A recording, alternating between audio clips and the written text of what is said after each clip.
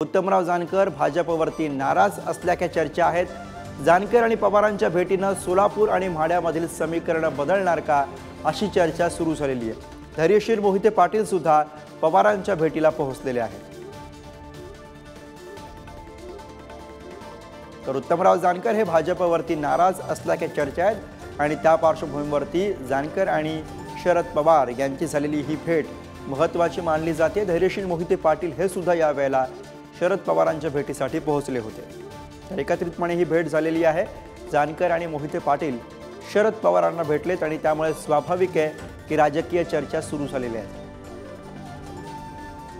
असे पवार साहेबांना मानणाऱ्या कार्यकर्त्यांचं मत आहे की तुम्ही पवार साहेबांची जाऊन भेट घेऊन त्या ठिकाणी मार्गदर्शन घ्यावं आणि येणाऱ्या 19 तारखेला आमची निर्णायक बैठक आहे। त्या बैठकीमध्ये काल आम्ही देवेंद्र फडणवीस साहेबांनाही भेटलो होतो, त्यांच्याबरोबर झालेली चर्चा आणि आज पवार साहेब आणि मोहिते पाटील यांच्यासोबतची झालेली चर्चा, कारण आम्ही एकमेकाच्या विरोधात आजपर्यंत लढलेलो आहोत। पुढं कसं जायचं किंवा काय करायचं कधी आम्ही एकत्र येऊन निवडणुका कधी लढलो नाही, म्हणून पहिल्यांदाच असा विरोधक आणि एकत्र दोन्ही विरोधक एकत्र जानकर गट आणि मोहिते पाटील गट, तर यामधून आज पवार साहेबांच्या बरोबर चर्चा होईल आणि त्यानंतर माहिती।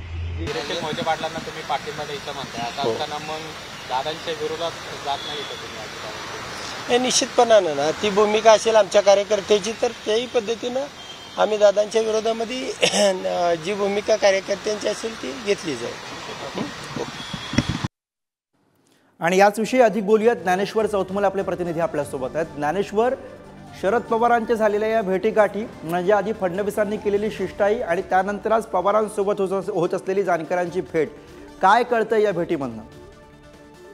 एक महत्त्वाची माहिती अशी आहे की 19 तारखेला जो अंतिम निर्णय होणार आहे त्यामध्ये अजित पवारांच्या गटात असलेले उत्तम जानकर हे शरद पवारांच्या गटात अर्थात शरद पवारांच्या राष्ट्रवादीमध्ये प्रवेश करतील आणि धैर्यशील मोहिते पाटील यांना पाठिंबा देतील। आपण यापूर्वी पाहिलेलं आहे की कशा पद्धतीने भाजपच्या नेत्यांकडून जी शिष्टाई करण्यात आलेली होती, उत्तम जानकर यांची जी नाराजी आहे ती दूर करण्याचा प्रयत्न केलेला होता। भेट देखील झाली, मात्र या भेटीमध्ये जे ठरलं ते उत्तम जानकर आणि समर्थकांना मान्य नाही अशा पद्धतीचं सगळं चित्र दिसतंय आणि म्हणून धैर्यशील मोहिते पाटलांनी ही उत्तम जानकर यांची शरद पवारांसोबतची जी बैठक आहे ती घडवून आणलेली आहे आणि जवळपास या भेटीमध्ये हे निश्चित झालंय।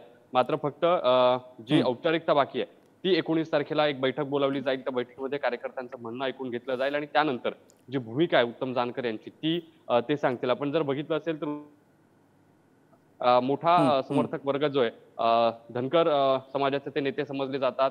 अजित पवारांच्या राष्ट्रवादीत सध्या ते आहेत, पण ते सांगताना असंही म्हणतात की मी फडणवीसांच्या सांगण्यामुळे अजित पवारांच्या राष्ट्रवादीत आहे, अशी वेगवेगळी समीकरण आहेत।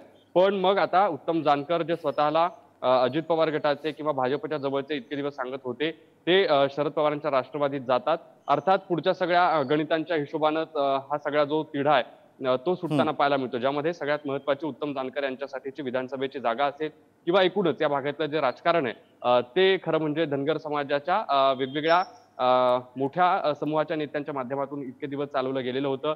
त्यापैकीच एक नाव म्हणजे उत्तम जानकरांचं आणि म्हणून प्रयत्न आहे धैर्यशील मोहिते पाटलांचा की उत्तम जानकर हे आपल्या सोबत। बरोबर, त्यामुळे आता हे बघायचं आहे की आधी फडणवीसांची झालेली भेट, आता पवारांसोबत झालेली भेट, यानंतर जानकर म्हणतात की 19 तारखेला ते निर्णय जाहीर करणार आहेत, तेव्हा 19 तारखेचा निर्णय त्यांचा काय असेल यावरती आता बऱ्याच गोष्टी ज्ञानेश्वर अवलंबून असतील। धन्यवाद या सगळ्या सविस्तर माहिती आणि विश्लेषणासाठी।